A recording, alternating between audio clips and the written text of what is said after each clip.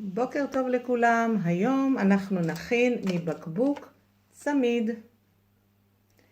ואיך עושים את זה? אנחנו גוזרים בעזרת מספריים חלק מהבקבוק ברוחב הרצוי, אפשר לעשות את זה ברוחב צר של מסקנטפ, אפשר ברוחב רחב של מסקנטפ.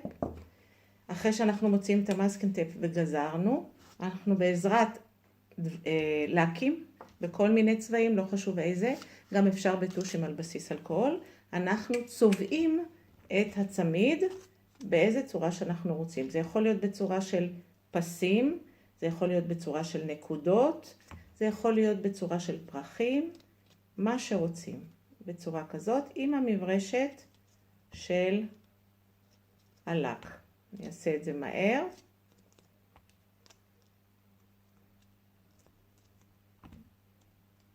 זה צבע אחד, צבע ירוק,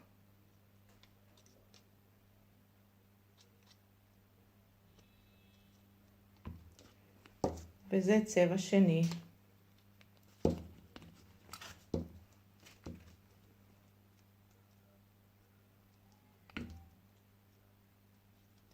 רצוי לשים ניילון על השולחן כשעובדים, ואם יש לכם סינר, אז להשתמש בסינר, כי אלה צבעים שקשה להוריד אותם, אפשר להוריד אותם עם אצטון.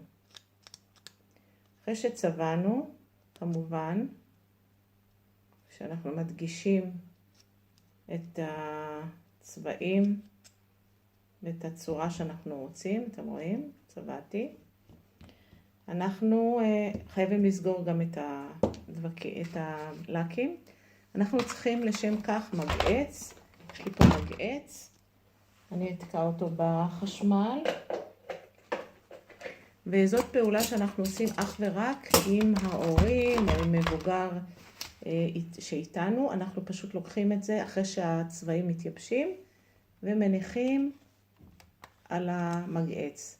החום מכווץ את הפלסטיק ומאבד את השפה ככה שלא נסרט. זה אחד. וזה שתיים. יש לחכות דקה או שתיים מצד לצד כי זה חם.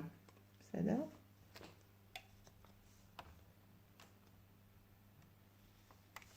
מי שרוצה להוסיף לצמיד הזה נקודות, זה יכול להיות עם לק. אני עושה את זה בדרך כלל עם קיסם. כרגע אני אעשה את זה ישר עם הלק. אתם רואים? ואחר כך אנחנו צריכים שזה יתייבש. זהו להיום. הנה, אני שמה. מי שרוצה אפשר גם עם טושים לצייר אחרי זה על הצד היפה של הצמיד. ביי!